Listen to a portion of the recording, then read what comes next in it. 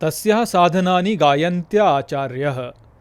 नमस्कार मित्रों। ये जो सूत्र है ये नारद भक्ति सूत्रों का 34वां सूत्र है जिसे हम आज गहराई से समझेंगे। तो आइए सबसे पहले इसके अर्थ को समझते हैं। तो जो सूत्र कहता है तस्याः अर्थात उसके, साधनानि अर्थात साधनों को, गायन्ति अर्थात गाते हैं, आचार्यः अर्थात आचार्य। तो यहाँ पर नारद मुनि कह रहे हैं कि उसके अर्थात भक्ति के साधनों को गाते हैं आचार्य। तो यहाँ पर नारद मुनि मूलतः यह ही कह रहे हैं कि ये जो भक्ति है इसको साधना या इसको प्राप्त करना कितना महत्वपूर्ण है और कैसे इसे प्राप्त किया जा सकता है उसके विषय में केवल आचार्य ही हैं जो कि कहते हैं। क्यों ऐसा बोल रहे हैं वो? क्योंकि उन्होंने पिछले जो सूत्र है उसमें बोला कि भक्ति जो है वो केवल मुमुक्षुओं को ही स्वीकार्य होती है।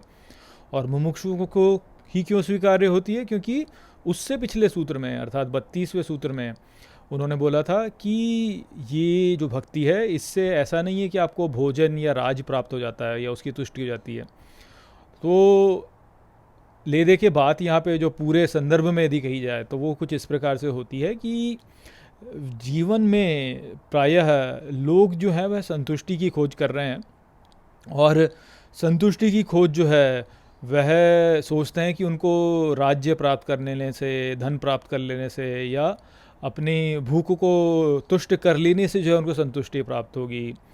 और जैसा कि नारद मुनि ने बोला कि भक्ति जो है वह स्वयं फल रूप है, अर्थात तो उसमें वह ही संतुष्टि होती है जो कि हमको धन प्राप्त करने में या राज्य प्राप्त करने में या भोजन प्राप्त करने में होती है। परंतु लोग इस बात को समझ नहीं पाते हैं कि भक्ति इसी प्रकार से फल रूप है। और क्योंकि वह जो भक्ति है उससे वास्तव में राज्य की तुष्टि या भोजन की तुष्टि नहीं होती, इसी कारण से लोग जो है वो भक्ति की ओर जाते नहीं हैं। किंतु जो मुमुक्षु होते हैं वह भक्ति की ओर जाते हैं क्योंकि उनको तो जानना है, उनको तो पाना है जो वास्तव में पाने के लिए है। वो केवल सांसारिक सुख भोग से जो है वह तुष्ट नहीं होते। उनको ये समझ में आ जाता है कि भाई सांसारिक सुख भोग से कभी भी तुष्टि नहीं, पूर्ण तुष्टि नहीं होती है, तो वह पूर्ण तुष्टि के लिए जा रहे होते हैं। तो पूर्ण तुष्टि को प्राप्त करने के लिए जो है व्यक्ति को मुमुक्षु होना ही पड़ता है, जानना ही पड़ता है। तो इसलिए भक्ति जो होती है वो केवल मुमुक्षुओं को ही स्वीकार्य होती है।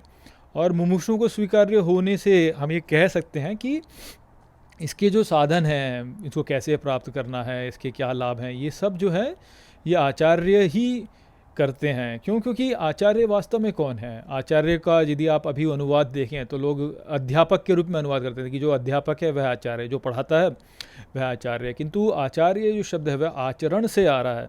आचरण अर्थात चरण, चरण जो चर है, चलना, या जो आपका क्रिया है, अर्थात हमको जीवन में किस प्रकार का आचरण करना चाहिए वह बताने वाले वास्तव में आचार्य होते हैं। तो जो श्रेष्ठ आचार्य हैं वह वही होंगे जो कि हमें श्रेष्ठ आचरण सिखाएंगे। तो जो श्रेष्ठ आचरण सिखाने वाले होते हैं वह भक्ति की साधना के विषय में कहते हैं। वो यही कहते हैं कि भक्ति कीजिए, क्योंकि भक्ति ही है वह जो कि आपको पूर्ण संतुष्टि प्रदान करने में सक्षम है। इस जीवन में जो हम वास्तव में खोज रहे हैं, पूर्णता को या ऐसे सुख को जो कि कभी नष्ट ना हो, जो सदा सदा रहे हमारे साथ में, तो उस प्रकार का जो सुख है, उस प्रकार का जो फल है वह हमें केवल भक्ति से ही प्राप्त हो सकता है। तो वो बात यहाँ पे है जो कि नारद मुनि कह रहे हैं कि जो आचार्य होते हैं वह ही इस विषय में बताते हैं। जो सामान्य लोग हैं वह इस बात को समझ ही नहीं पाते हैं वास्तव में। वह तो संसार में इतने फंसे हुए हैं कि वह भक्ति के महत्व को नहीं जान पाते।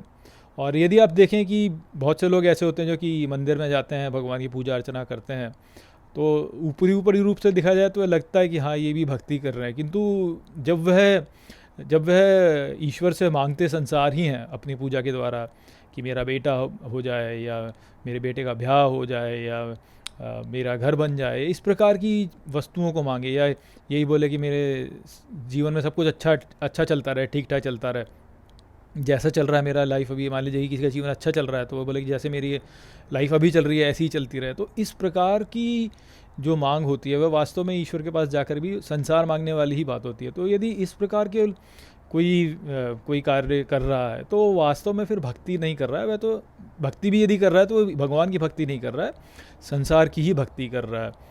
वो वो जो भक्ति है, वो भक्ति यहाँ पर हमें नहीं बताई जा रही है। यहाँ जो भक्ति है वो तो भगवान की भक्ति है।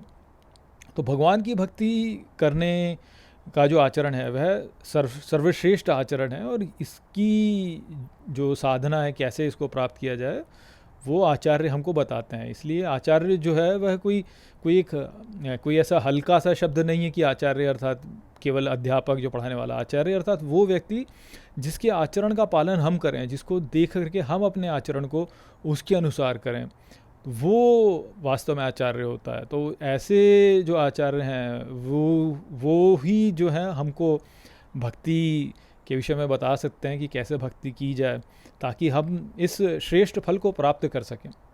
तो वो संदेश था यहाँ पर इस सूत्र में। आशा करता हूँ कि मैंने इस सूत्र को आपको अच्छे से समझा दिया होगा। चलिए इसी के साथ इस वीडियो को हम यहीं पर समाप्त करते हैं। नमस्ते।